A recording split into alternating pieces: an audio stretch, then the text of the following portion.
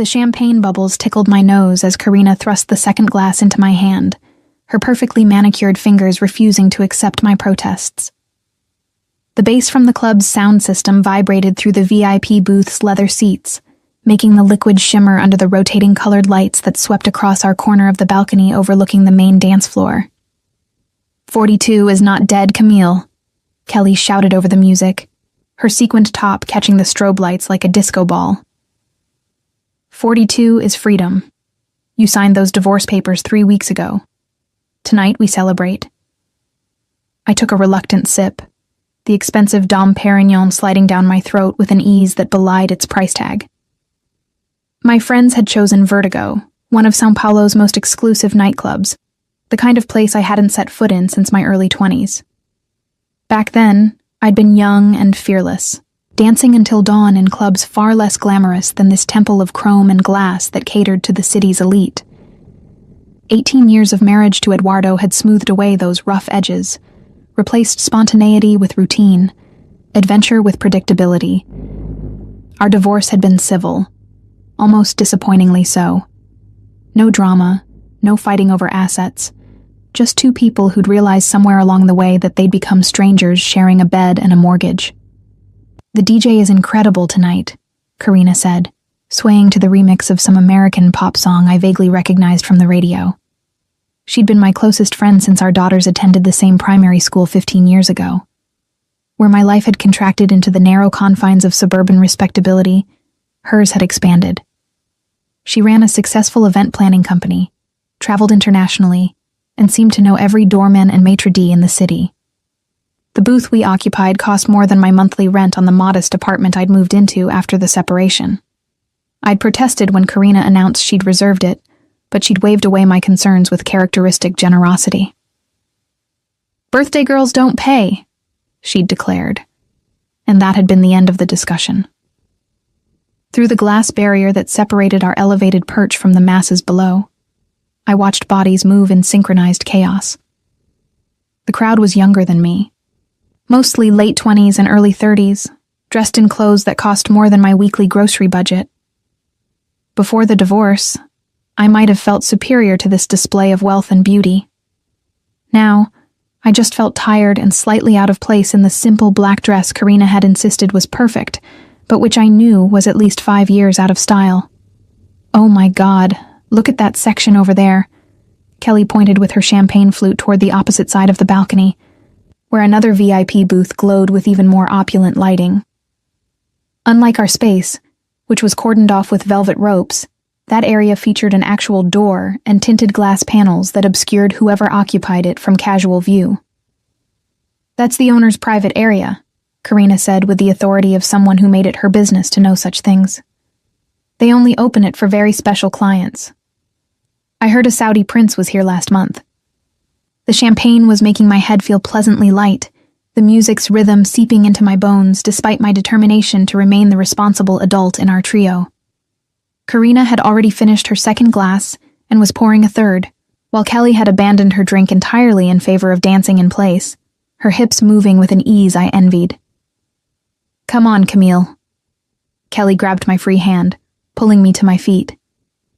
"At least stand up. You've been sitting like you're at a funeral since we got here." I rose, unsteady on the heels Karina had lent me because those flats are absolutely not happening tonight. The view from standing was dizzying, both from the height and the alcohol. Below us, the dance floor writhed with energy, a sea of raised hands and swaying bodies bathed in pink and blue light.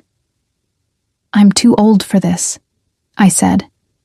But even I could hear the lack of conviction in my voice. The music was infectious. The champagne had relaxed the knots of tension I'd been carrying in my shoulders for months.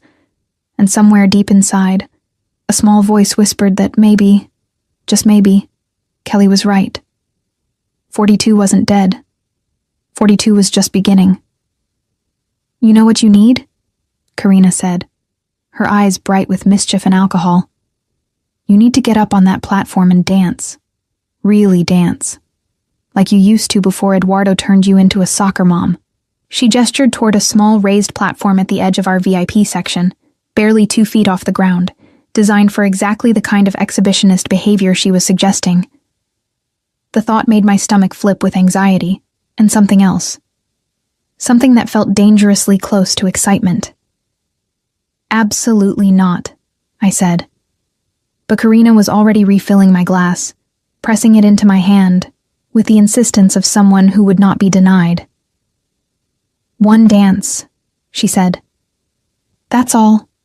One dance for your 42nd birthday, for the Camille you used to be before you forgot how to have fun." The words stung because they were true. When had I become this cautious person, afraid of drawing attention, afraid of making mistakes, afraid of living? Eduardo had liked me quiet, demure, the perfect wife who hosted dinner parties and volunteered at school fundraisers. The divorce had set me free from his preferences, but I'd discovered I'd forgotten who I was without them. The champagne made the decision easier. I drained the glass, feeling the bubbles explode in my chest like tiny fireworks of courage. "Fine," I said. "One dance. But if I fall and break my neck, you're paying my medical bills." Karina and Kelly erupted in cheers that would have mortified me an hour ago, but now just made me laugh. They helped me onto the platform, steadying me as my borrowed heels found purchase on the small stage. From this height, I could see the entire club, the private booth across from us now at eye level, though its tinted windows still concealed whoever lurked behind them. The DJ transitioned into a new song, something with a driving beat and a bass line that vibrated through the soles of my feet. I closed my eyes, letting the music move through me, remembering what it felt like to dance without caring who watched or what they thought. My hips began to sway, tentatively at first, then with growing confidence as muscle memory from my younger years kicked in. Below me, Karina and Kelly were dancing too, encouraging me with whoops and hollers that barely registered over the music. I spun slowly, my arms raised above my head, feeling the dress swirl around my thighs. The champagne had loosened something inside me, some tightly wound spring that had been coiled for 18 years. I moved backward across the small platform, still swaying, eyes still closed, lost in the sensation of movement and freedom. My back hit something solid, warm, distinctly human. My eyes flew open as I stumbled slightly, strong hands catching my hips to steady me. I'd somehow danced off our platform and directly into someone standing at the entrance to the mysterious private booth. The glass door stood open, and I'd backed right into one of its occupants. Mortification flooded through me, burning away the champagne's pleasant haze. I tried to step forward, to apologize, to escape back to the safety of my friends. The hands on my hips tightened, not painfully but firmly, holding me in place. A voice, low and amused, spoke directly into my ear, the words somehow audible despite the pounding music. "Don't stop." I froze, my heart hammering against my ribs for entirely new reasons. The hands belonged to a man. That much was obvious from their size and strength. I could feel the heat of his body against my back, smell the subtle scent of expensive cologne, mixed with whiskey, and something darker, earthier. I'm sorry, I didn't realize. I started to say, but the hands guided me gently back into motion, encouraging the sway of my hips I'd abandoned in my embarrassment. "I was enjoying the show," the voice continued, rich with an accent that suggested education abroad, but roots firmly planted in São Paulo. "Don't let me interrupt." Every instinct I'd cultivated as a respectable suburban housewife screamed at me to pull away, to apologize profusely, to scurry back to the safety of my booth and my friends. But the champagne, the music, and something reckless that had awakened in me tonight made a different choice. I resumed dancing, hyper-aware now of the audience of one behind me. The hands on my hips didn't wander, didn't grab or grope, but they stayed there, a warm pressure that somehow made every movement feel more deliberate, more charged with meaning. The song seemed to last forever, and end too soon simultaneously. When it finally faded into the next track, I found the courage to turn around, to see who had witnessed and encouraged my temporary insanity. He was older than the club's typical clientele, probably late 40s, with dark hair shot through with distinguished silver at the temples. His suit was charcoal gray, perfectly tailored, the kind that whispered wealth rather than shouting it. But it was his eyes that caught me, dark and assessing, with a hint of amusement that suggested he found the entire situation as unexpected as I did.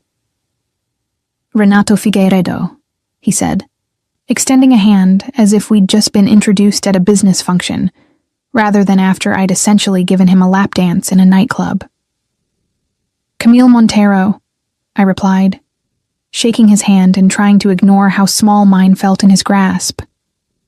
"I really am sorry. My friends convinced me to dance and I had too much champagne and I didn't realize I was backing up into your area." "No apology necessary," Renato said, a smile playing at the corners of his mouth. "It's my birthday. You made it memorable." "Your birthday," I repeated, surprised. "It's my birthday too. 42nd. 48th, he replied. "The coincidence is noteworthy." Behind me, I could feel Karina and Kelly watching with barely concealed interest.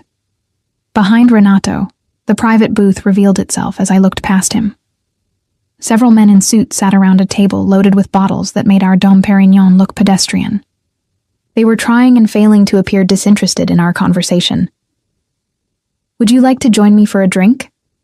Renato asked, gesturing toward his booth. "Unless you prefer to return to your friends. I understand if randomly dancing into strangers isn't typically your preferred way of spending an evening." I should have said no. Should have thanked him politely, returned to Karina and Kelly, finished the night with dignity intact. But something about his direct gaze, the way he seemed genuinely interested in my answer, rather than presuming it, made me pause. "One drink," I heard myself say, "since it's both our birthdays." Renato's smile widened, and he stepped aside, gesturing for me to precede him into the private booth. As I passed Karina and Kelly, Karina mouthed, "Oh my God," while Kelly gave me an enthusiastic thumbs up. I rolled my eyes at both of them, but couldn't suppress the small smile that tugged at my lips. The interior of the private booth was another world entirely. While our VIP section had been nice, this was luxury bordering on excess. The leather seats were butter soft, the table genuine marble, the bottles arranged on it brands I recognized from magazine advertisements for lives I'd never lived. Renato's associates stood as we entered, a gesture of respect that felt oddly formal given the setting. Renato introduced them briefly. Walter, his attorney. Zeffirino, a business partner in imports. Two other men whose names I immediately forgot, but whose watchful eyes I did not. "We were just leaving," Walter said smoothly, and within moments the booth had emptied except for Renato and myself, the door clicking shut behind the departing men, with a finality that should have alarmed me but somehow didn't. Renato poured 2 glasses of something amber and aromatic, handing me one before settling into the seat across from me. "To unexpected encounters," he said, raising his glass. "To 42nd birthdays," I replied, clinking my glass against his. The liquid burned pleasantly, warming me from the inside in a way the champagne hadn't. "Tell me, Camille Montero," Renato said, settling back in his seat with an ease that suggested he was accustomed to commanding spaces and conversations. "What brings a woman who clearly doesn't make a habit of dancing in nightclubs to vertigo on a Thursday night?" The perceptiveness of the observation caught me off guard. "That obvious?" "You dance like someone who used to know how but forgot for a while," he said.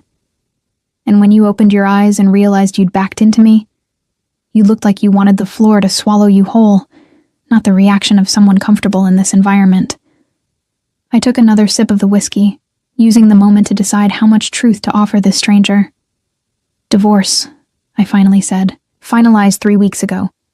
My friends decided I needed to celebrate my freedom and my birthday simultaneously."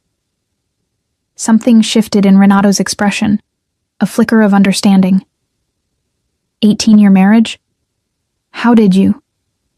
"You have the look," he said simply. "Someone who's been part of a unit for so long that being singular again feels like missing a limb, even if you're the one who chose the amputation." The metaphor was dark, but accurate. And you? Are you celebrating anything besides another year older? Another successful acquisition, Renato said. My business involves finding rare objects, convincing their owners to part with them, and placing them with new owners willing to pay considerably more than the previous ones believed they were worth. An antiques dealer? I asked. Interest piqued despite myself. My grandmother had left me a small antique shop when she died 5 years ago, a dusty space in an older neighborhood that I'd kept meaning to revive, but never found the time or energy while married to Eduardo. Among other things, Renato replied, his tone suggesting layers I wasn't privy to. I specialize in European furniture and art from the 18th and 19th centuries. Items with provenance, history, stories to tell. We talked for an hour, maybe more. The music faded to background noise as Renato described a recent acquisition trip to Portugal, where he'd tracked down a set of hand-painted tiles from a demolished monastery. I found myself telling him about my grandmother's shop, the inventory gathering dust, my dream of transforming it into something viable. You should let me see it, Renato said suddenly. I have contacts, resources. Perhaps we could collaborate. The suggestion was both thrilling and terrifying. You don't even know me. I know you dance like you're afraid someone's watching, but wish they weren't, Renato said. I know you married too young and stayed too long. I know you're intelligent, because the questions you've asked about provenance and authentication aren't amateur curiosities. And I know that when you talk about your grandmother's shop, your entire face changes. That's enough for me to be interested in seeing what you have.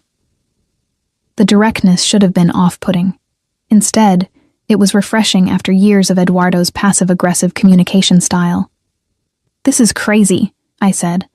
I accidentally twerk on a stranger in a nightclub and an hour later we're discussing a business partnership? Is that what you were doing? Renato asked, his eyes gleaming with amusement. Twerking? I thought you were just dancing. The heat that flooded my face had nothing to do with the whiskey. Oh God, I really did, didn't I? I'm so sorry, Camille, Renato interrupted gently. Stop apologizing. You made my birthday infinitely more interesting than it would have been otherwise. Now, are you going to show me this shop? Or are you going to let it continue gathering dust while you figure out what 42 and divorced looks like? I met his gaze, seeing challenge there, but also genuine interest. What did I have to lose? Eduardo was gone, my daughter was away at university, and the shop was slowly decaying whether I did nothing or took a risk. Tuesday afternoon, I heard myself say. 2:00. I'll text you the address. Renato pulled a business card from his jacket pocket, sliding it across the table to me. The cardstock was heavy, expensive, embossed with his name and a phone number. No company name, no website, just the essentials. I'll be there, he said. When I finally returned to Karina and Kelly, they ambushed me with questions I deflected with promises to explain later. The night wound down, the club slowly emptying as we collected our coats and called for a car. As we waited in the lobby, I glanced back toward the VIP balcony, catching a glimpse of Renato through the glass, watching my departure with an expression I couldn't quite read. In the car, I pulled out his business card, running my thumb over the embossed letters. What had I just agreed to? A business meeting with a man I'd met while accidentally grinding against him in a nightclub. My rational mind insisted it was insanity. But the part of me that had danced on that platform, the part that had been dormant for 18 years, whispered that maybe insanity was exactly what I needed. The antiquario sat on a quiet street in Pinheiros, sandwiched between a vintage bookstore and a cafe that had been there since the 1960s. I arrived an hour early on Tuesday, using the time to frantically dust surfaces and arrange the chaos into something resembling order. My grandmother had called this place Casa das Memorias, House of Memories, and it had been her pride and joy for 40 years before her death. Now it was mine, though I'd done little to honor her legacy beyond paying the minimal rent and occasionally stopping by to ensure vandals hadn't broken in. The inventory she'd left behind was substantial, but disorganized. Portuguese azulejos leaned against French armoires. Brazilian colonial furniture shared space with Italian marble busts, everything covered in a fine layer of neglect. I'd changed clothes 3 times that morning, finally settling on tailored black pants and a cream silk blouse that I hoped struck the right balance between professional and approachable.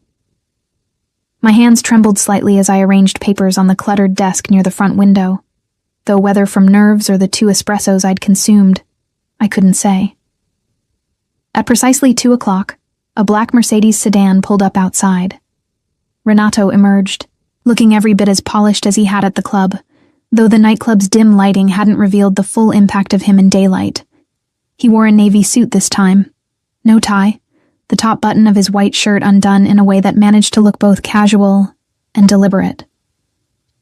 I met him at the door, suddenly conscious of how shabby the shop must appear to someone who dealt in high-end acquisitions.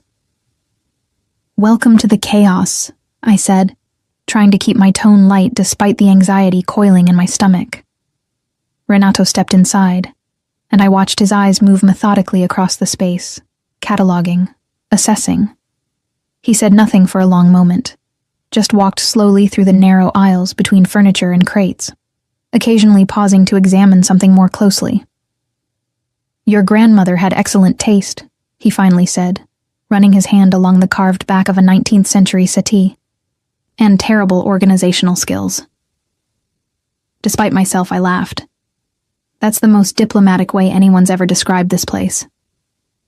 "How much of this inventory have you cataloged?" Renato asked, pulling out his phone and snapping photos of various pieces. "Cataloged?" I repeated. "There's a ledger she kept, but it's mostly in Portuguese, and her handwriting was atrocious. I've been meaning to digitize everything, create a proper database, but between the divorce and work." I trailed off, the excuses sounding hollow even to my ears. "What do you do for work?" Renato asked, his attention now focused on a collection of ceramic pieces stacked haphazardly on a shelf. "I teach art history at a private school," I said. Or I did. "I'm taking a sabbatical this semester to figure out what comes next." Renato turned to face me, his expression thoughtful. "So you understand value, provenance, historical context. You just lack the business infrastructure to monetize it." The blunt assessment stung because it was accurate. "When you say it like that, it sounds pathetic." "It sounds like an opportunity," Renato corrected. He gestured around the shop. "You're sitting on easily 2 million reais worth of inventory.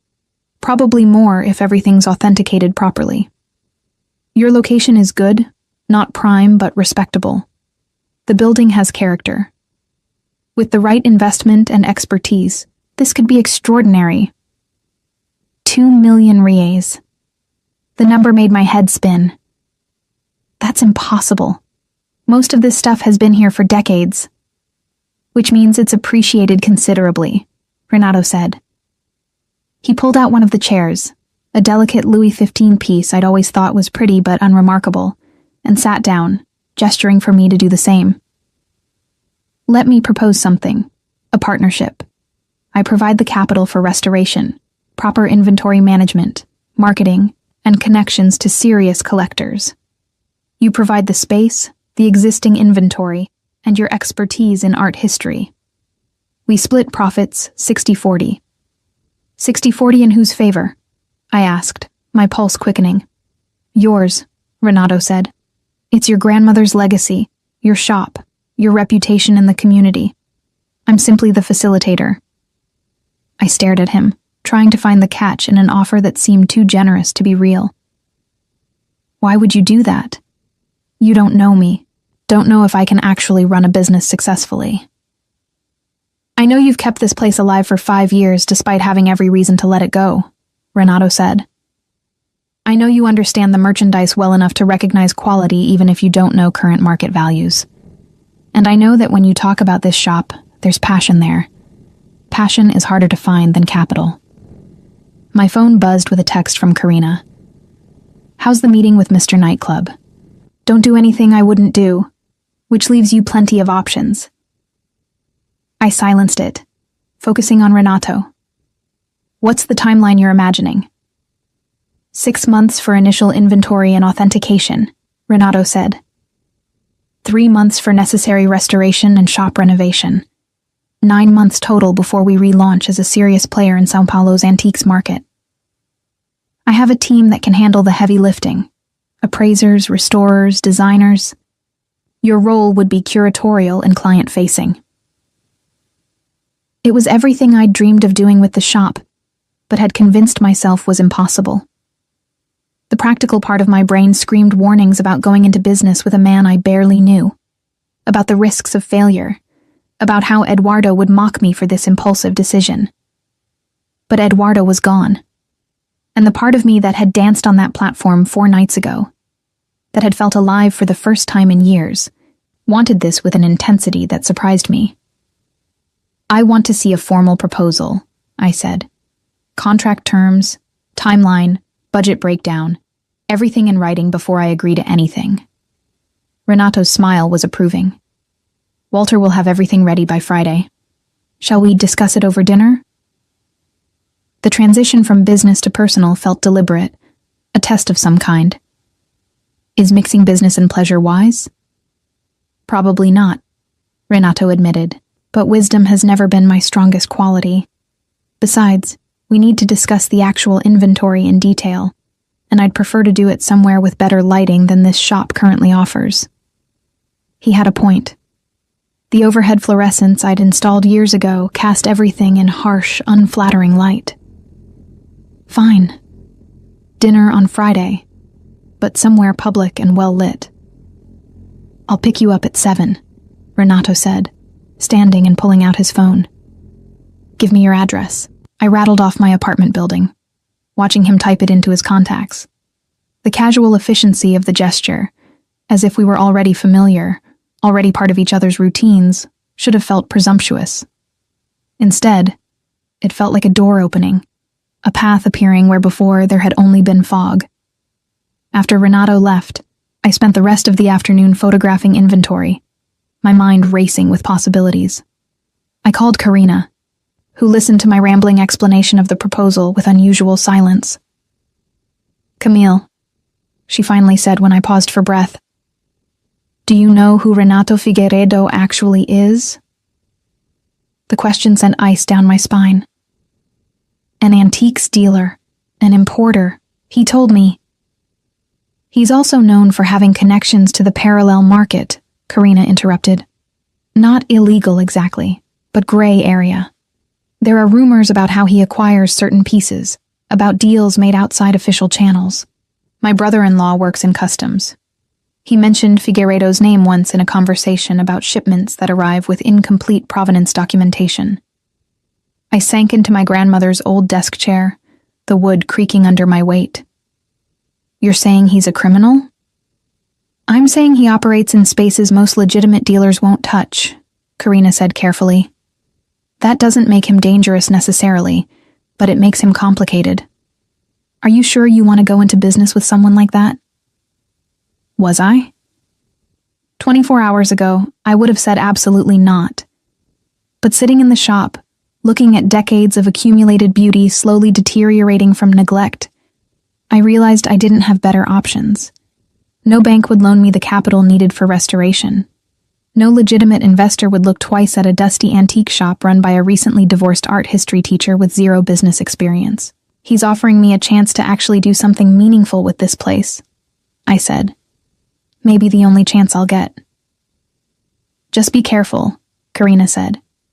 Men who seem too good to be true usually are, and men who grab your hips in nightclubs and then show up with business proposals definitely are. After we hung up, I researched Renato online. The results were sparse but intriguing. A few mentions in Portuguese business journals about successful auctions. A photograph from a charity gala 3 years ago. Renato in a tuxedo beside a woman I didn't recognize. No social media presence, no personal website, nothing that revealed the man behind the name. What I did find were whispers in collector forums, mentions of Figueiredo securing pieces other dealers couldn't touch. A disputed Caravaggio that had appeared in a São Paulo collection after being missing for decades. A set of pre-Columbian artifacts that somehow avoided repatriation laws. Nothing concrete, nothing provable, but enough smoke to suggest fire. Friday arrived faster than I expected. I changed 4 times before settling on a burgundy dress that Karina had helped me pick out specifically for this dinner. "If you're going to dance with the devil," she'd said, "at least look amazing doing it." Renato arrived exactly at 7, driving himself this time in a vintage Jaguar that purred like a contented cat. He opened my door, his manners old-fashioned in a way that reminded me of my grandfather. The restaurant he'd chosen was in Jardins, intimate and expensive. The kind of place where prices weren't listed on the menu, because if you had to ask, you couldn't afford it. The maitre d' greeted Renato by name, leading us to a corner table with practiced discretion. "I took the liberty of ordering wine," Renato said as we settled into our seats. "A Bordeaux from 1995, a good year." "The year I got married," I said without thinking. "Then we'll toast to endings and new beginnings," Renato replied smoothly. Walter had indeed prepared a comprehensive proposal, which Renato presented in a leather portfolio between our appetizer and main course. The terms were exactly as he'd outlined. The budget substantial but not outrageous. Everything professionally laid out, legally sound, ready for my signature. "You move quickly," I observed, scanning the dense legal language. "I've learned that opportunities have expiration dates," Renato said. "Hesitation is expensive." "And what opportunity am I exactly?" The question came out more flirtatious than I'd intended, the wine loosening my tongue. Renato set down his fork, his full attention focused on me in a way that made my pulse quicken. "You're someone who forgot how to dance and then remembered. That's rare. Most people who forget stay forgotten." "Is that what you think happened at the club?" "I remembered how to dance?" "I think you remembered how to not give a damn what anyone thought," Renato said. "That's more valuable than any antique in your grandmother's shop." We talked through dessert and coffee, the conversation flowing easily from business to personal and back again. I learned he'd been married once, briefly, in his 20s. No children, no drama. Just 2 ambitious people who wanted different futures. He'd built his business from nothing, starting as an apprentice to an Italian dealer who'd taught him to see value where others saw junk. "What about the rumors?" I asked finally, the wine giving me courage I wouldn't have had sober. "About how you acquire certain pieces." Renato didn't flinch. "I operate in gray spaces, legal but unconventional. I have contacts in places official dealers won't go. Sometimes that means navigating complicated politics. Sometimes it means paying more than market value to convince someone to sell. But everything I touch is legitimate by the time it enters the market. That's not exactly a denial of wrongdoing. Because I won't insult your intelligence with denials," Renato said. "Yes, I bend rules. Yes, I have relationships with people others consider unsavory. But I've never dealt in stolen goods, never trafficked in blood antiquities, never built my business on anyone's suffering but my own." The honesty was disarming. Eduardo had lied about everything from his whereabouts to his feelings. Renato's directness, his refusal to sugarcoat his reality, felt like oxygen after years of suffocation. "I need to think about this," I said, gesturing to the contract. "It's a big decision." "Of course," Renato said. "Take until Monday. But Camille, don't think too long. The version of you that danced on that platform 4 nights ago already knows what you want to do." He drove me home, walking me to my apartment building's entrance like we were teenagers on a first date. At the door, he caught my hand, bringing it to his lips in a gesture so old-fashioned it should have been ridiculous, but instead sent heat racing up my arm. "Whatever you decide about the business," he said softly, "I'd like to see you again, if you're willing." I should have said no, should have kept professional boundaries firmly in place. Instead, I heard myself whisper, "I'd like that too." Over the weekend, I reviewed the contract obsessively, even consulting with a lawyer friend who declared it surprisingly fair. Monday morning, I texted Renato a single word. "Yes." His response came immediately. "I'll pick you up at 9 a.m. tomorrow. We have work to do." And just like that, my life shifted again. tilting toward something uncertain and thrilling and possibly dangerous. I thought about calling Karina, explaining my decision, but I knew what she'd say. Instead, I poured myself a glass of wine and stood at my apartment window, looking out at São Paulo's glittering skyline. Somewhere out there, Renato was probably doing the same thing. Planning, strategizing, moving pieces on a board I was only beginning to understand. But for the first time since my divorce, I felt like I was moving too. Not just reacting to life, but actively choosing it. The woman who'd backed into a stranger while dancing would have never made this choice. But she wasn't that woman anymore. She was becoming someone new, someone braver, someone willing to risk falling for the possibility of flying. The transformation of Casa das Memorias began with ruthless efficiency. Renato arrived that first Tuesday morning with a team of 6 people: appraisers, photographers, a database specialist, and 2 restoration experts who spoke in rapid Portuguese about varnish deterioration and wood rot as they moved through the shop with practiced eyes. I'd expected to feel overwhelmed, pushed aside in my own grandmother's space. Instead, Renato positioned me at the center of everything. Every piece required my approval before being cataloged. Every restoration decision came to me first. Every strategic choice about which items to prioritize was mine to make. "This is your vision," he said, when I questioned why he kept deferring to me.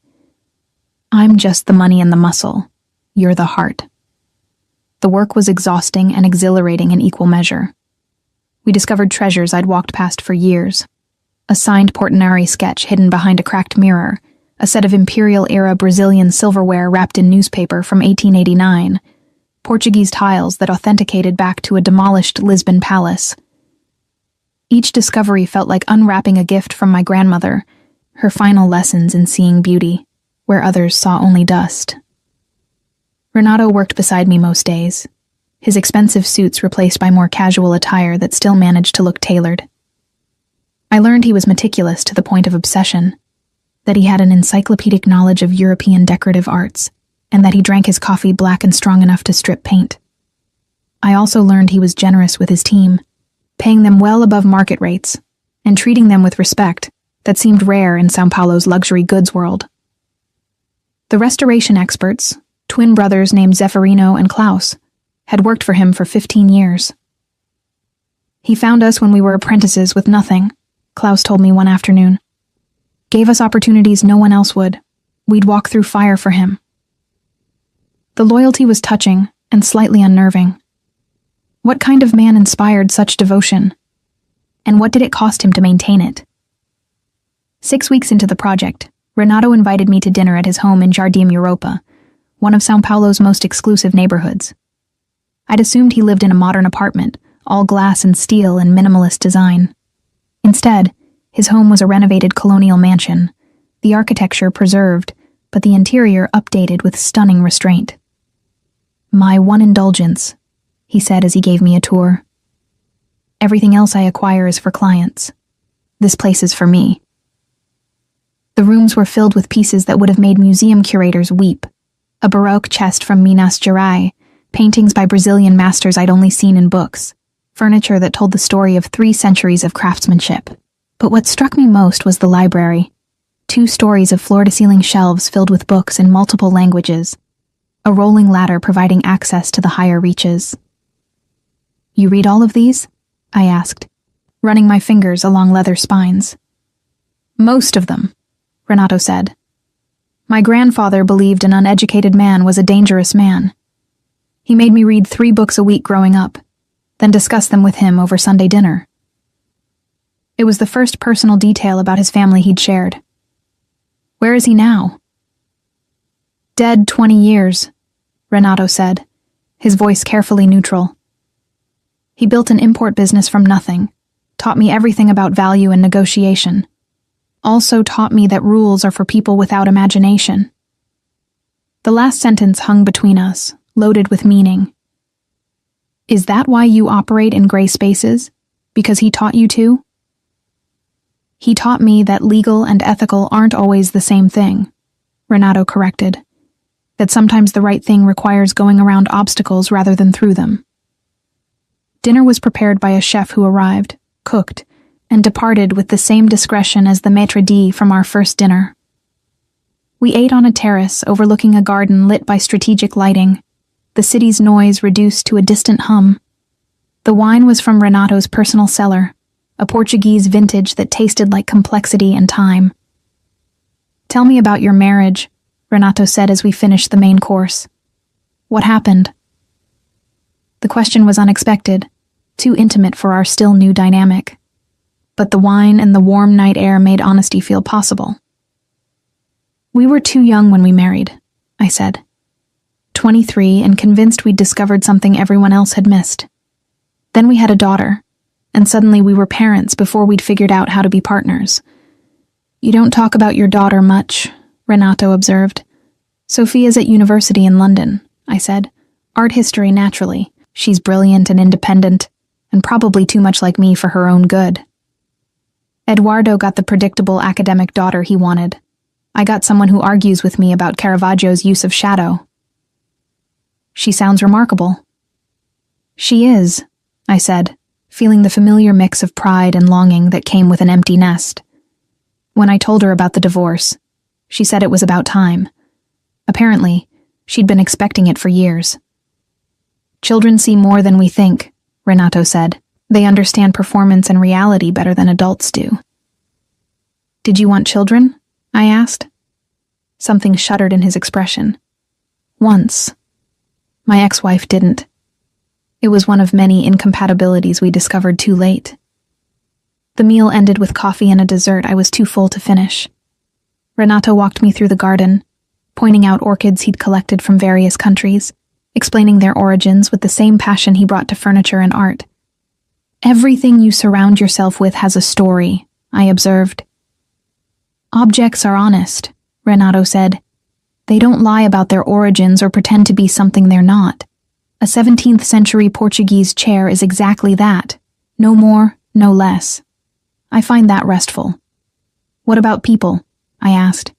"Are we too complicated for you?" Renato stopped walking, turning to face me in the garden's soft light. "Most people, yes. But you're complicated in ways that interest me." He kissed me then. Not tentative or asking permission, but with the same confidence he brought to every decision.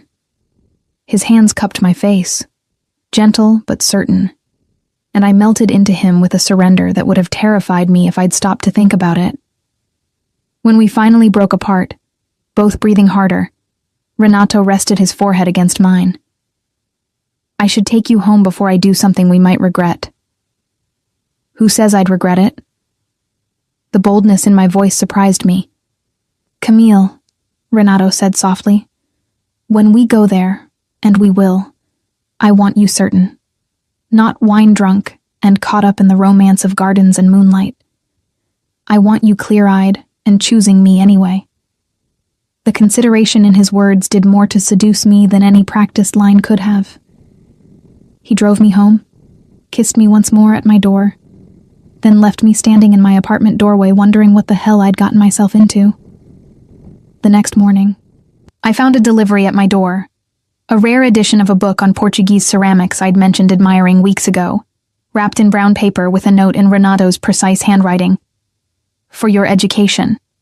Though I suspect you could teach the author a few things. R." Work on the shop intensified. We were approaching the 3-month mark, and Renato wanted to host a soft opening for select collectors, a way to test the market before our official launch. The shop had been transformed, new lighting that made everything glow, restored floors that gleamed, strategic staging that turned jumbled chaos into curated elegance. I barely recognized the space my grandmother had left me. What had been a dusty repository of memories was becoming something alive, something valuable, something mine in a way it never had been before. "Your grandmother would be proud," Renato said one evening as we reviewed the final inventory list. "You've honored her legacy while making it your own." The shop wasn't the only thing transforming. I'd started dressing differently, investing in clothes that made me feel powerful rather than invisible. I'd cut my hair, the shorter style framing my face in a way that made me look younger, sharper, more like the woman I was becoming. Karina had noticed, commenting that I looked dangerously happy, in a way that concerned her. "You're falling for him," she'd said over lunch the previous week. "And I'm worried about what happens when you hit the ground." "Maybe I won't fall," I'd replied. "Maybe I'll fly." "Camille, women like us don't fly," Karina had said gently. "We're too old to believe in fairy tales." But standing in the transformed shop, watching Renato negotiate with a client over a 19th century escritoire with passion and precision, I wondered if maybe 42 wasn't too old for new beginnings. If maybe the version of myself I'd discovered on that nightclub platform was worth the risk of believing. The soft opening was scheduled for a Friday evening, invitation only, with 30 carefully selected collectors and dealers. Renato had hired caterers, arranged for wine service, even brought in a string quartet to provide ambiance. I'd protested the expense, but he'd waved away my concerns. "First impressions are everything," he'd said. "We're not just selling furniture. We're selling a story, an experience, a vision of what sophisticated collecting looks like." 2 days before the event, Renato's phone rang during our afternoon inventory session. He glanced at the screen, his expression shifting to something I'd never seen before. Concern bordering on fear.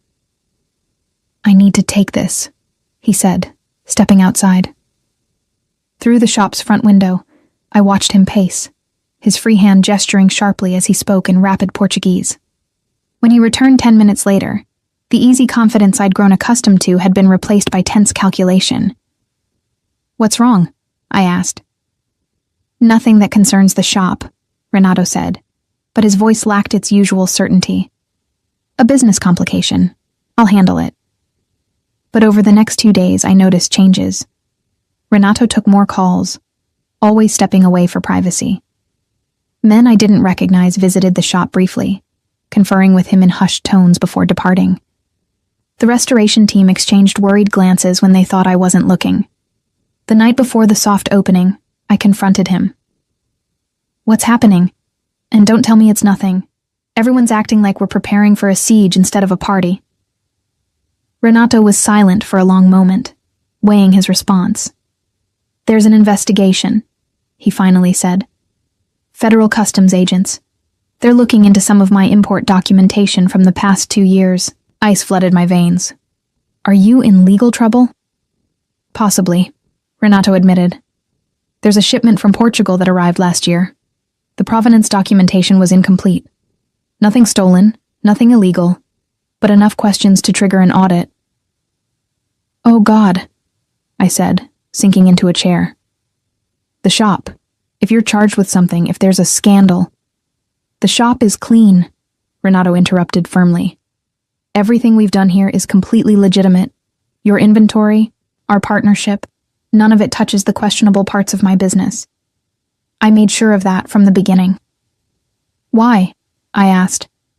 "Why keep it separate?" Renato knelt in front of me, taking my hands in his. "Because this matters. You matter. I wasn't going to contaminate something good with my complications." The admission was as close to a declaration of love as I'd heard from him. "What happens if they charge you?" "Then I face it," Renato said simply. "I've been preparing for this possibility for years. I have excellent lawyers, contingency plans. But Camille, if it comes to that, you need to distance yourself from me. Publicly, completely.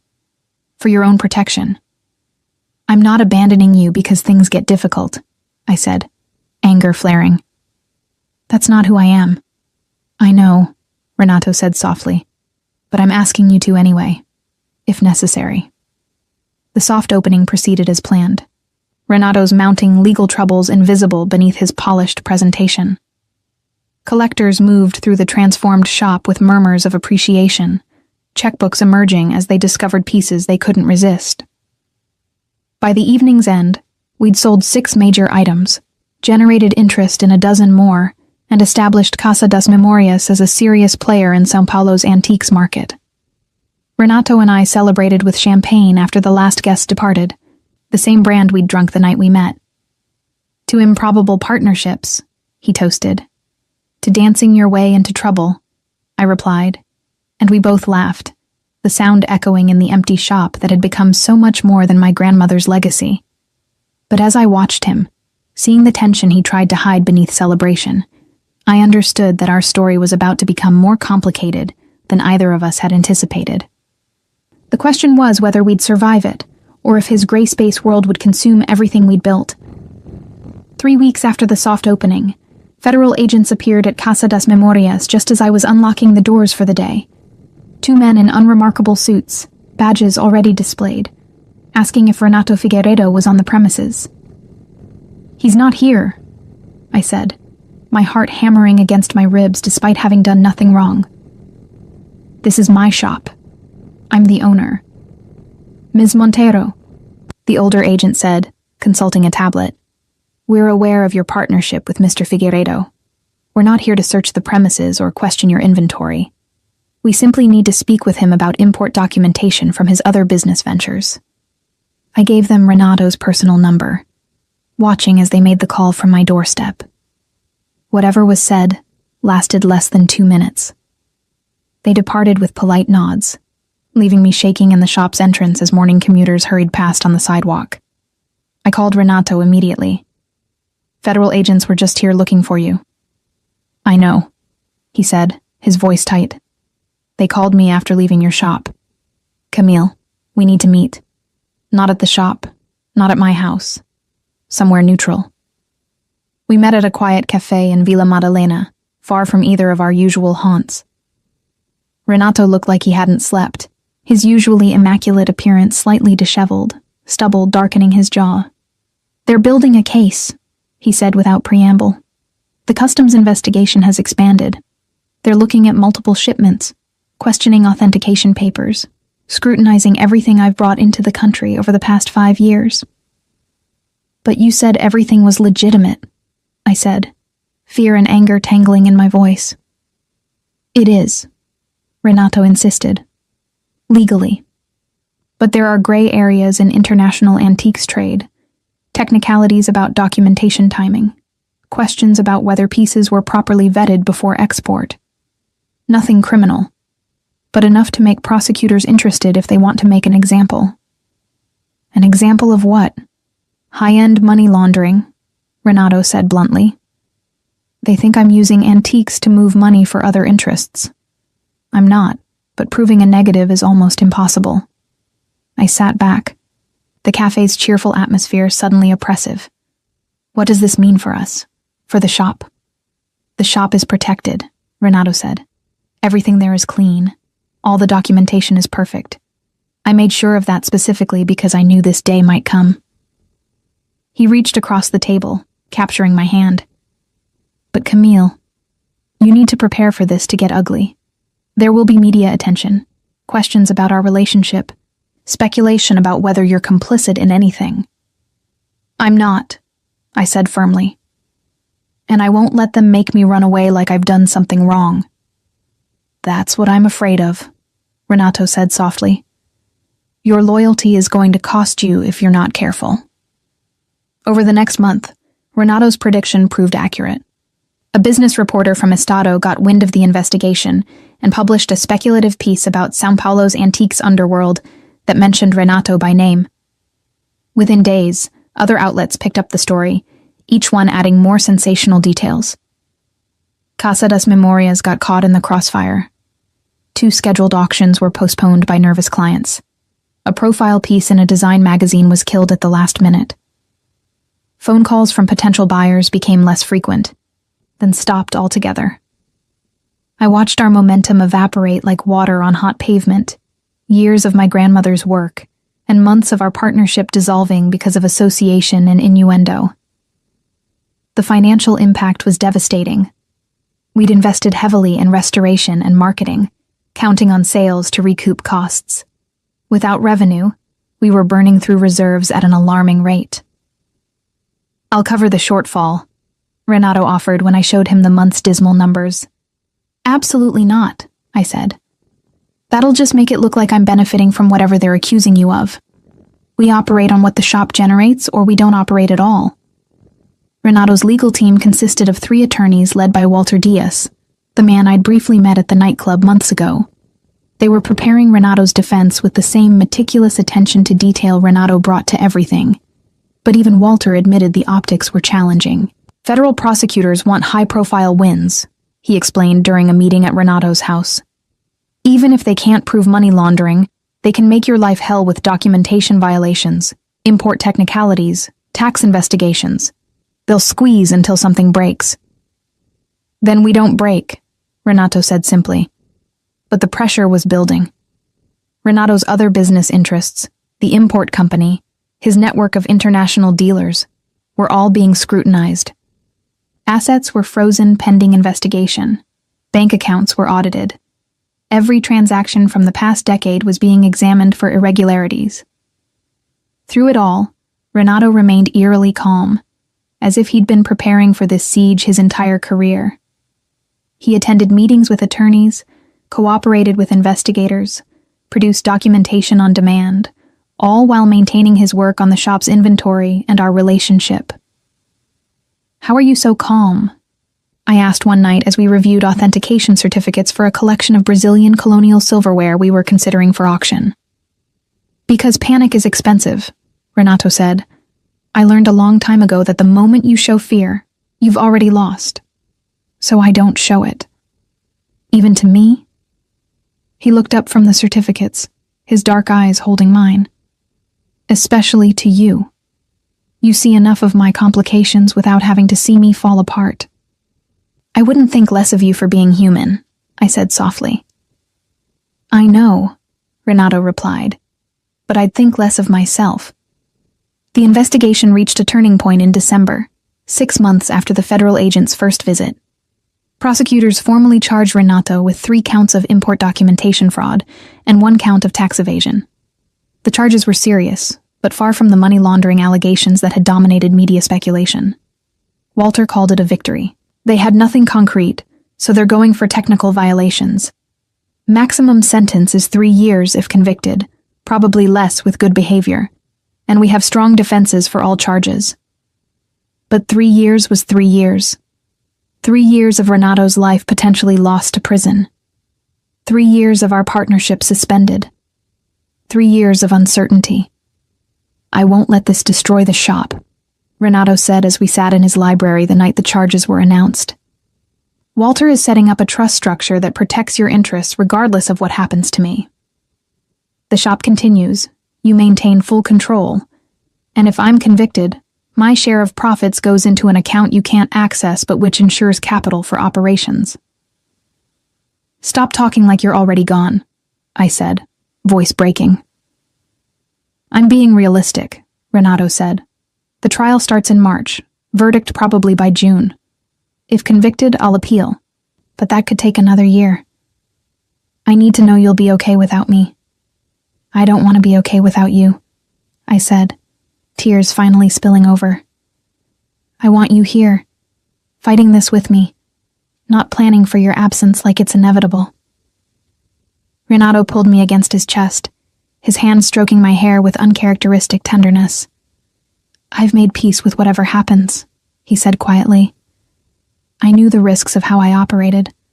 I'm not afraid of consequences, but I am afraid of destroying you in the process." "Then don't," I said, pulling back to look at him.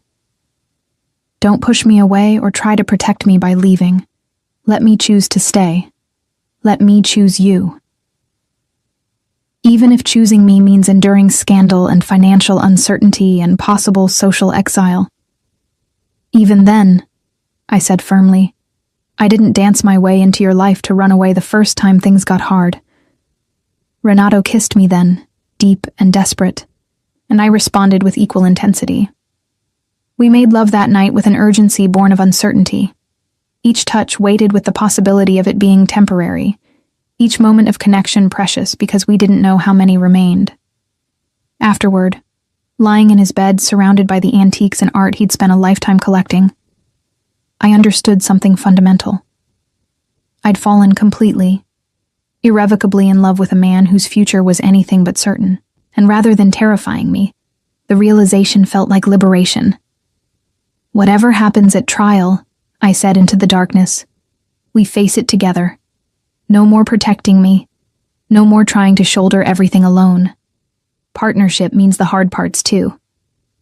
You're remarkably stubborn, Renato murmured, his arm tightening around me.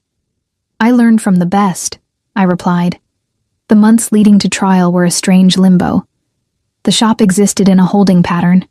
We maintained inventory, kept regular hours, saw occasional clients, but major deals remained elusive. I supplemented income by teaching online art history courses, using my sabbatical's end to return to work part-time. Renato spent most days with his legal team, preparing testimony, reviewing documentation, building defenses against charges that seemed designed more to punish than to seek justice. The stress showed in subtle ways: tension in his shoulders, shadows under his eyes, moments of distraction when I caught him staring at nothing. But we also found joy in small things. Sunday mornings in his garden, coffee and newspapers, and the comfortable silence of companionship. Evenings at the shop, organizing inventory and telling each other stories about the pieces we'd cataloged. Stolen afternoons in my apartment, making love with the desperation of people who knew their time together had an expiration date. The trial began the first week of March, coinciding with São Paulo's late summer heat. I attended every day, sitting in the courtroom's public gallery, watching Renato face prosecutors with the same composed confidence he brought to difficult negotiations. The evidence was technical, dense with customs regulations and import law. Walter's defense was methodical, demonstrating that every perceived violation was either an administrative error or a misinterpretation of complex international trade law. The prosecutors painted Renato as a sophisticated criminal, hiding illegal activity behind legitimate business. The defense portrayed him as a successful entrepreneur, caught in bureaucratic technicalities. After 6 weeks of testimony, the jury deliberated for 3 days. I spent those days unable to eat, unable to sleep, existing in a state of suspended terror. Karina stayed with me, her earlier warnings about Renato forgotten in the face of my obvious anguish. Whatever happens, she said the night before the verdict, you'll survive. You're stronger than you know. The verdict came on a Tuesday afternoon. Guilty on 2 counts of import documentation fraud, not guilty on the tax evasion and one of the documentation charges. The conviction meant a mandatory sentence. The judge gave Renato 3 years, eligible for parole after 18 months with good behavior. I watched Renato receive the sentence with no visible reaction, his expression carefully neutral as the judge outlined terms. Only when they led him away in handcuffs, his eyes finding mine across the courtroom, did I see the mask crack slightly, revealing the man beneath the armor. Walter found me in the courthouse hallway, where I'd collapsed onto a bench, unable to stop shaking. We're filing an appeal immediately, he said. The conviction was borderline, the sentence harsh for first-time offenses. We have good grounds. How long will an appeal take? I asked through numb lips. Minimum a year, Walter admitted. Realistically, 18 months to 2 years before we get a hearing. In the meantime, Renato serves the sentence. 3 years, 18 months minimum. The numbers felt impossible, a chasm too wide to bridge. But even through the shock and grief, I felt something else. Determination. Renato had spent months preparing me to run the shop without him. Now I'd show him that preparation hadn't been wasted. The media coverage of the conviction was brutal. Headlines screamed about antiques fraud and high society crime, implying guilt far beyond what the jury had actually determined. The shop's phone rang constantly with reporters seeking comments. Clients who'd been neutral became actively hostile, their consignment agreements withdrawn, their interest evaporated. Within 2 weeks of the verdict, Casa das Memorias had lost 60% of its scheduled business. I stared at the empty appointment calendar and made a decision. If conventional clients wouldn't work with us, we'd find unconventional ones. If São Paulo's elite wanted to shun a shop associated with scandal, we'd build a different clientele.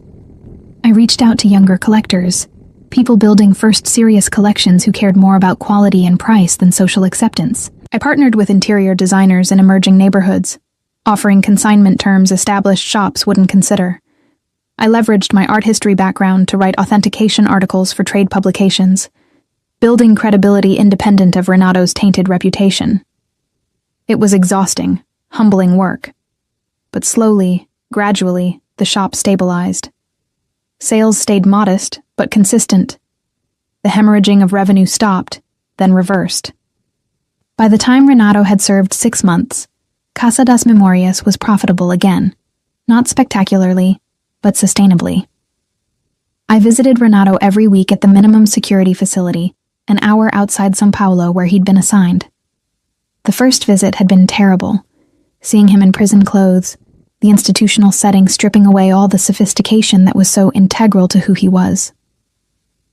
"The shop is doing well," I'd told him that first time, determined to be strong. "We sold the Baroque cabinet to a collector in Brasilia, and I've negotiated a consignment deal with 3 new designers." Renato had listened with evident relief. "You're saving what I couldn't," he'd said quietly. "Thank you." "I'm not saving it for you," I'd replied. "I'm saving it for us. So when you get out, we have something to come back to." As the months passed, our weekly visits became the rhythm around which I structured my life.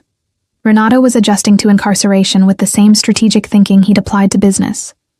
He'd organized an art appreciation class for other inmates, leveraging his expertise into a way to make the time meaningful.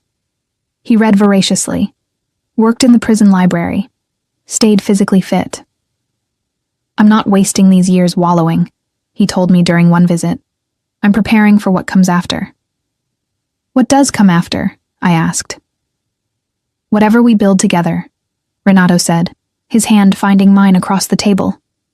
"If you'll still have me." "Always," I said, meaning it with every fiber of my being. At 45, I discovered I was better at business than I'd ever imagined. The shop that had nearly collapsed in the wake of Renato's conviction had evolved into something resilient and innovative. I'd expanded into online auctions, partnering with European platforms to reach international collectors. The physical space in Pinheiros became a showroom for authenticated pieces while the real business happened digitally, connecting buyers and sellers across continents. Renato's appeal moved through the legal system with glacial slowness. Walter kept me updated on progress, filing briefs and motions that seemed designed more to demonstrate activity than achieve results. "The system doesn't favor appeals," he admitted during one update. "We're building a record for federal review, but that could take years." Meanwhile, my visits to Renato continued every Wednesday afternoon without fail. I watched the seasons change through the prison's visiting room windows. Summer heat giving way to autumn cool, winter rains washing the glass, spring blooming beyond the barbed wire. Inside, Renato remained constant, his spirits remarkably unbroken, despite the grinding tedium of incarceration. "Tell me about the shop," he'd say every visit, and I'd spend our hour together recounting sales, challenges, small victories. He'd offer advice, strategic thinking that helped me navigate complications. Our partnership hadn't ended with his conviction. It had simply adapted to new circumstances. During one visit in his 18th month of imprisonment, Renato looked different. There was an energy to him I hadn't seen since before the trial. "I have news," he said. "The parole board approved my application. I'll be released in 6 weeks." I'd known the possibility existed, but hearing it made real left me momentarily speechless. 18 months. We'd survived 18 months of separation, of weekly visits, of building a business and relationship under impossible constraints, and now he was coming home. 6 weeks, I repeated, the words tasting like hope. "If you still want me to come home," Renato said carefully. "I know this has been hard. If you've changed your mind about us, I understand." I reached across the table, ignoring the guard's stern look at excessive contact, and gripped Renato's hand tightly. "I'll be waiting when you walk out of here, and then we're going to rebuild everything they tried to destroy." The 6 weeks passed in a blur of preparation. I renovated the small apartment above the shop, creating a space for Renato to transition back to normal life. I organized his wardrobe from storage, had his favorite espresso machine professionally serviced, stocked the kitchen with groceries I remembered him preferring. Karina watched my preparations with gentle concern. "You know it'll be different when he gets out," she said one afternoon as we arranged furniture upstairs. "Prison changes people. You've both changed. Don't expect it to be exactly like before." "I'm not," I said. "We're different people than we were when this started. But different doesn't mean worse." The morning of Renato's release, I arrived at the prison an hour before dawn. The facility's parking lot was empty except for a few other vehicles, families waiting for their own releases, attorneys preparing paperwork. I sat in my car, hands shaking with anticipation and nerves, watching the eastern sky lighten. At precisely 8 o'clock, the prison's main doors opened and Renato walked out, carrying a small duffel bag containing the possessions he'd been allowed to keep. He was thinner than when he'd entered, his hair longer, and almost completely silver now at 51. But when his eyes found mine across the parking lot, his smile was the same one I'd fallen in love with in a nightclub 2 years ago. I ran to him, dignity forgotten, throwing myself into his arms with enough force to make him stagger. He caught me, held me, his face buried in my hair as we both shook with emotion too big for words. "You came," he whispered. "Did you think I wouldn't?" I pulled back to look at him, seeing the lines the past 18 months had carved around his eyes, the vulnerability he'd never shown before his incarceration.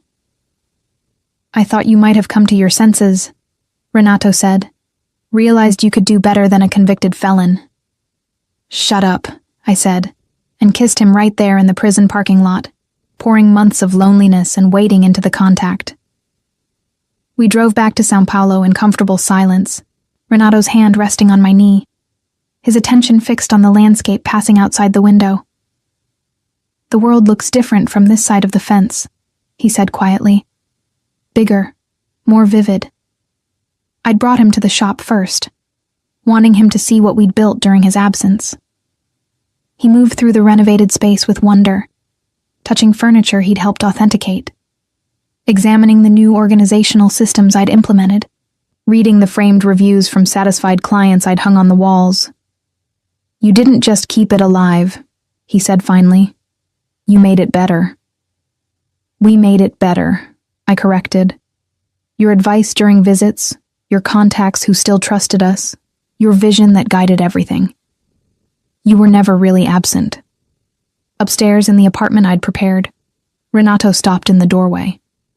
I'd recreated elements from his house. The same coffee maker, similar art on the walls, even the same brand of towels in the bathroom. Small touches to make the space feel familiar rather than institutional. "You did all this for me," he said, his voice thick with emotion. "For us," I corrected. "This is our space now. A fresh start." We made love that afternoon with an intensity that surprised us both. 18 months of separation distilled into connection that felt both familiar and entirely new. Afterward, lying tangled in sheets with afternoon light streaming through the windows, Renato traced patterns on my bare shoulder. "I need to tell you something," he said. "Walter filed paperwork to officially transfer my shares of the shop to you. Complete ownership, no strings attached. You've earned it." I sat up, pulling the sheet around me. "I don't want that. We're partners." "You deserve security separate from me," Renato insisted. "If the appeal fails, if I end up back in prison, the shop needs to be protected. That means it can't be tied to me legally." "And what about personally?" I asked. "Are you going to protect me from yourself there too? Keep me at arm's length to spare me complications?" "Never again," Renato said firmly, pulling me back against him. I learned something in there. Life's too short and too uncertain to waste on noble gestures. If you're willing to be tied to a convicted felon, I'm not going to argue. "Good," I said, "because I have plans for us, and they all require you being fully committed." The plans involved expanding Casa das Memorias into a full-service gallery representing emerging Brazilian artists alongside the antiques. I'd been developing relationships with painters and sculptors during Renato's incarceration, recognizing that contemporary art offered margins antiques couldn't match. Renato embraced the vision immediately, his business mind seeing opportunities I'd intuited but couldn't fully articulate. Together, we refined the strategy, identifying gaps in São Paulo's art market we could fill. 3 months after his release, we hosted our first contemporary art exhibition, featuring 6 emerging artists. The opening was packed, collectors intrigued by the combination of established antiques expertise and fresh artistic talent. Press interested in Renato's return to public life, friends and supporters who'd stayed loyal through the scandal. "Look at what we've built," I whispered to Renato as we moved through the crowded gallery. "This is ours. No one can take it from us." "They can try," Renato replied, his arm around my waist. "But we've proven we're harder to destroy than anyone expected." The exhibition sold out by closing night. We'd found our niche. Established collectors wanted the validation of our antiques expertise applied to contemporary purchases. Younger buyers wanted access to a curated selection they could trust. The business model worked beautifully, complementary revenue streams supporting each other. But success brought renewed scrutiny. A journalist writing a profile piece about São Paulo's art scene mentioned Renato's conviction, speculating about whether someone with a criminal record should be trusted in high-value transactions. The article was short, buried deep in a weekend supplement, but it triggered a new wave of questions about our credibility. "We could sue for defamation," Walter suggested when I showed him the piece. "No," Renato said firmly. "Fighting it gives it oxygen. Let it pass. Our work speaks for itself." He was right. The controversy faded within a week, replaced by coverage of our next exhibition. But the incident reminded us both that Renato's conviction would always cast a shadow, that we'd constantly need to prove ourselves despite our success. The appeal process finally concluded in Renato's 26th month of freedom. The federal appellate court upheld the conviction, but reduced the sentence to time served, based on good behavior and the technical nature of the charges. It was as close to vindication as we could hope for. Not exoneration, but acknowledgement that the punishment had exceeded the crime. "It's over," Walter said when he delivered the news. "The conviction stands, but there's no further penalty. You're free to rebuild without the appeal hanging over you."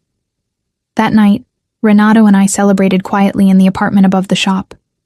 We'd survived everything: scandal, conviction, imprisonment, rebuilding, scrutiny. We'd emerged not unscathed but stronger, our partnership tested and proven. "I have something for you," Renato said as we finished dinner. He pulled out a small velvet box I recognized from his house, the antique jewelry cases he'd collected over years. Inside was a ring, not modern, but a 19th century Portuguese piece with a small diamond set in intricate gold filigree. "It belonged to my grandmother," Renato said. "She gave it to my grandfather when he asked her to marry him despite his family's objections. I've been carrying it with me since the day I was released, waiting for the right moment." My breath caught. "Is this?" "Marry me, Camille," Renato said, not kneeling but standing before me with complete vulnerability. "Not because of the business or convenience, but because I can't imagine facing the rest of my life without you. You stood by me when I gave you every reason to run. Let me spend however many years I have left, showing you that faith wasn't misplaced."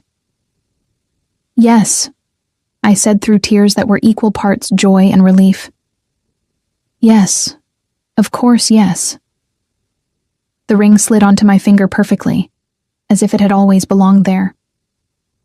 We made love that night, with the tenderness of people who'd survived the worst and chosen each other anyway. Our bodies writing promises our voices couldn't fully articulate. At 47, engaged to a man who'd been to prison and back, running a business we'd built from scandal and determination, I'd never been happier. The life I'd imagined at 42, quiet, predictable, safely divorced, had been replaced by something infinitely more complicated and rewarding. "What should we do first?" I asked Renato as we lay in the darkness. "Wedding or Paris expansion?" We'd been discussing opening a second location in Paris, leveraging Renato's European connections to establish a presence in one of the world's premier art markets. It was ambitious, possibly reckless, exactly the kind of challenge we both craved. Both, Renato said decisively. Small wedding next month, just close friends. Then Paris by year's end. We're not getting any younger. Time to live like it matters. It always mattered, I said, even when it was hard. Especially when it was hard, Renato corrected, pulling me closer. Anyone can love someone during the easy parts. You loved me through prison. That's the kind of devotion men spend lifetimes searching for. I thought about the woman who drunkenly backed into a stranger while dancing at a nightclub, embarrassed and mortified. She'd had no idea that moment would lead here, to a business partnership that survived scandal, a love that deepened through adversity, a future that looked nothing like the one she'd planned, but was perfect anyway. Thank you, I whispered to Renato. For what? For grabbing my hips instead of stepping away, for seeing something in me I didn't see in myself, for building a life with me despite every obstacle. Thank you for not stopping, Renato replied, referencing his first words to me. For dancing into my life and refusing to leave even when it made sense to. Outside, São Paulo's traffic hummed its eternal rhythm. Inside our small apartment above Casa das Memorias, surrounded by the art and antiques we'd fought to preserve, we held each other and planned a future that had seemed impossible 2 years ago. The worst was behind us. The best was yet to come.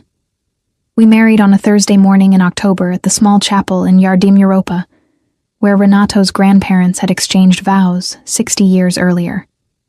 The guest list was deliberately intimate.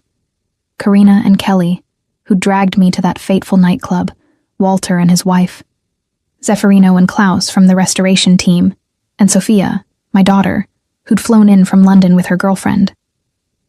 You look happy, Mom, Sophia said as she helped me into the simple cream dress I'd chosen. Really happy. Not the fake happy you had with Dad. At 24, Sophia had her mother's directness and her own hard-won wisdom. She'd been supportive of my relationship with Renato despite his conviction, recognizing something I'd taken months to fully understand, that my happiness mattered more than social acceptability. I am happy, I said, meaning it completely. Terrifyingly, wonderfully happy. The ceremony lasted 20 minutes. Renato stood at the altar in a charcoal suit, the same color he'd worn the night we met, his silver hair gleaming in the chapel's filtered light.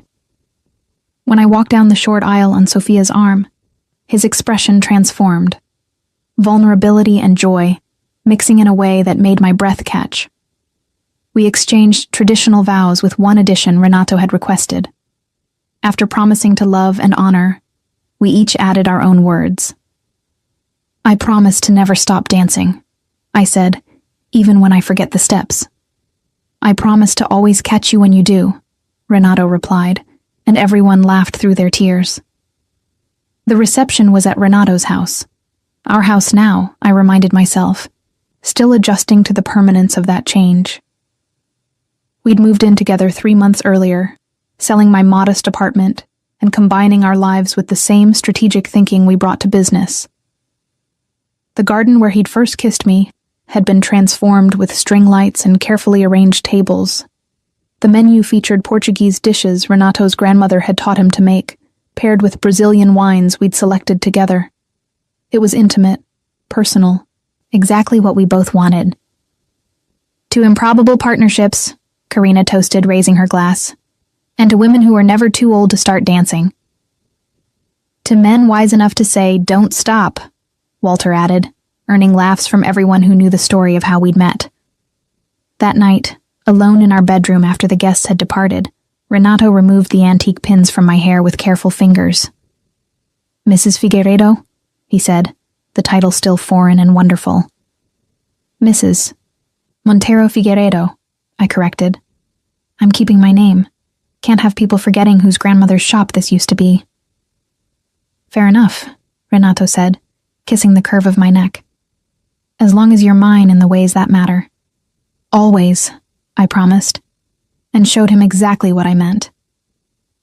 The Paris expansion consumed the next 6 months. Renato had located a space in the Marais, the historic district known for galleries and antique dealers. The location was perfect, but expensive, requiring capital we'd need to raise carefully to avoid overextending. We split our time between São Paulo and Paris, Renato handling European acquisitions while I managed both locations remotely. The work was exhausting, but exhilarating. Each challenge another opportunity to prove ourselves. The Paris shop, Camille and Renato Antiques as we'd decided to name it, opened in March to strong advance interest. European collectors appreciated the Brazilian perspective on Portuguese colonial art, while French buyers loved our curated selection of contemporary Brazilian artists. On opening night, standing in the renovated space with Renato beside me and 200 guests admiring our carefully chosen inventory, I felt something close to disbelief. How had we gotten here? From a drunken dance in a São Paulo nightclub to an international gallery launching in Paris. "You're thinking too hard," Renato whispered, his arm around my waist. "I can see the gears turning." "Just marveling at the journey," I said, "at how none of this was planned." "The best things never are," Renato replied. "You can't plan for accidentally backing into the right person." The Paris location exceeded our projections in its first quarter. We'd found a market hungry for the combination of old-world expertise and contemporary vision, collectors who appreciated the personal story behind our brand. Renato's conviction, which had seemed like a death sentence for our business in São Paulo, actually added mystique in France. European buyers found the narrative of redemption compelling rather than disqualifying. "We've accidentally made your criminal record a marketing asset," I said to Renato one night as we reviewed sales figures. "I'm not sure how to feel about that." "Feel grateful that suffering is never wasted if you learn from it," Renato replied. "Every mistake, every hardship, it all becomes part of the story we're selling." But success brought complications. The demands of managing 2 locations across continents meant constant travel, exhausting logistics, and strain on our still-new marriage.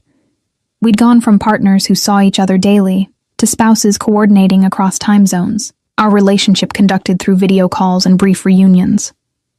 "This isn't sustainable," I said after a particularly grueling month where we'd spent only 5 days in the same city. "Something has to change." We were in Paris, in the small apartment above the Marais shop that mirrored our São Paulo arrangement. It was 2 a.m., both of us jet-lagged and irritable from travel. "What are you proposing?" Renato asked carefully. "We hire a manager for São Paulo," I said. "Someone we trust to run daily operations while we establish the Paris location. In 2 years, when both shops are stable, we reassess and possibly switch locations or bring in additional partners." The conversation stretched until dawn, both of us examining options, weighing risks, trying to find the balance between business growth and personal sustainability. We finally agreed on a modified version of my proposal, bringing in a managing director for São Paulo, while we spent the next 18 months primarily in Paris. The search for the right manager took 3 months. We needed someone with both antiques expertise and business acumen, someone we could trust with our flagship location while we were on another continent. We found her in an unexpected place, the federal prosecutor's office. Wendy Andrade had been one of the junior attorneys on Renato's case, assigned to research documentation. She'd left prosecution work shortly after the trial, disillusioned by what she'd seen as overreach in Renato's conviction. She had a law degree, an MBA, and a passion for Brazilian decorative arts. She was perfect. "You want to hire someone who helped prosecute me?" Renato said when I first suggested it. "I want to hire someone who understands regulatory compliance, has legal expertise, and knows exactly what mistakes to avoid because she's seen the consequences," I countered. "Plus, the optics of bringing on someone from the other side might help rehabilitate our reputation." Renato agreed, after interviewing Wendy himself. She started in July, shadowing me in São Paulo for 2 months before we officially handed over operational control. Watching her take command of the business we'd built was both terrifying and liberating. With Wendy managing São Paulo, Renato and I settled into Paris life. We rented a proper apartment in the 6th arrondissement, learned to navigate French bureaucracy, discovered favorite cafes and markets. At 49, I was living in Paris, running an international gallery with the man I loved. If someone had told 42-year-old me this would be her future, she would have laughed in disbelief. The Paris shop thrived under our direct management. We expanded into estate auctions, established relationships with major European collectors, and built a reputation for impeccable authentication and fair dealing. Renato's network from his pre-conviction days proved valuable. Connections who distanced themselves during the scandal now returned, reassured by our legitimate success. In our second year in Paris, we were approached by a consortium of Brazilian investors interested in franchising our model. They wanted to open Camille and Renato locations in New York, London, and Lisbon, using our brand and expertise to establish a global network of galleries. We'd be licensing our name, our reputation, Renato said as we reviewed the proposal, giving up direct control in exchange for expansion and capital. Is that something we want? I asked. We fought so hard to build this ourselves. Do we really want to hand pieces of it to others? We spent weeks debating, consulting with Walter on legal implications, running financial projections, examining every angle. The offer was generous, the terms favorable, the potential for growth substantial. But it meant fundamentally changing the nature of our business. In the end, we declined.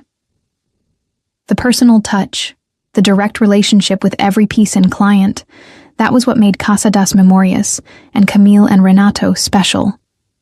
Scaling up would dilute what we'd built. We're not empire builders, I told the consortium's representatives. We're curators, quality over quantity, relationships over transactions. That's not something you can franchise. The decision felt right, aligned with who we'd become. Not everyone in our position would have walked away from that kind of money. But money had never been the point. The work itself, the partnership, the daily challenge of finding and placing beautiful things. That was the reward. At 51, Renato started talking about succession. We won't do this forever, he said one night as we walked along the Seine. Someday we'll want to slow down, travel for pleasure instead of business, spend time on other things. We should plan for that transition. Are you saying you want to retire? I asked, surprised. Renato seemed energized by the work, thriving on the challenges. Not retire, evolve, he clarified. Maybe in 5 years we bring in younger partners, people who can take the vision forward while we step into advisory roles. I've done the building from nothing phase. I'd like to experience the reaping rewards phase before I'm too old to enjoy it. The conversation continued over subsequent months, becoming part of our long-term planning. We identified potential successors, started grooming Wendy in São Paulo for expanded responsibilities, began sketching what a semi-retirement might look like. But life, as I'd learned, had other plans. On a Tuesday morning in June, checking email over breakfast, I received a message that made my hand shake so badly I nearly dropped my phone. The subject line read, Estate Sale of Interest, Alberto Santos Collection, Lisbon. I knew that name. Everyone in Portuguese antiques knew that name. Alberto Santos had been one of Europe's premier collectors of Brazilian colonial art, his private collection rivaling major museums. He'd died 3 months earlier, and his estate was being liquidated through a series of highly exclusive auctions. Renato, I said, my voice strange to my own ears. We need to go to Lisbon. Now. The Santos estate preview was limited to 50 pre-approved dealers and collectors. Renato's conviction had initially excluded us from the list, but Walter had leveraged our Paris success and reputation to secure an invitation. We had 48 hours to view the collection before the first auction. The Santos residence in Lisbon was a palace, literally, 4 stories of perfectly preserved 17th century architecture, filled with treasures that made even Renato, who'd seen everything, stop and stare. Brazilian Baroque furniture that had once graced colonial governors' residences, sacred art from demolished churches, ceramics and silverwork that documented 3 centuries of Portuguese-Brazilian exchange. This is the collection of a lifetime, Renato whispered as we moved through the rooms. Everything we've ever worked toward is represented here. Can we afford to bid? I asked practically. The estimates were astronomical, millions of euros for individual pieces. We can afford to bid strategically, Renato replied. Not everything, but select pieces that would anchor both locations. This is the opportunity we've been building toward. We spent 2 days evaluating, photographing, researching. Renato called in favors from conservation experts, arranged financing through dealers he'd partnered with over decades, built a coalition willing to bid jointly on certain lots. The auction was scheduled across 3 days, different categories each day. We targeted the final day, when colonial religious art and furniture would be sold. These were the pieces closest to our expertise, where our knowledge gave us an advantage over less specialized bidders. On the morning of the third auction day, Renato and I sat in our hotel room reviewing strategy. We had authorization to bid up to 800,000 euros across 5 lots, money we'd secured by putting both shops up as collateral. It was a risk that would have terrified me 5 years ago. Now it felt like the culmination of everything we'd built.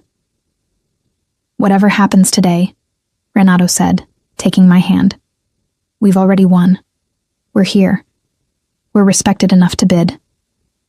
We've built something that gives us this opportunity. That's the real victory. Let's win the auction too, I said, kissing him. Victory is better with trophies.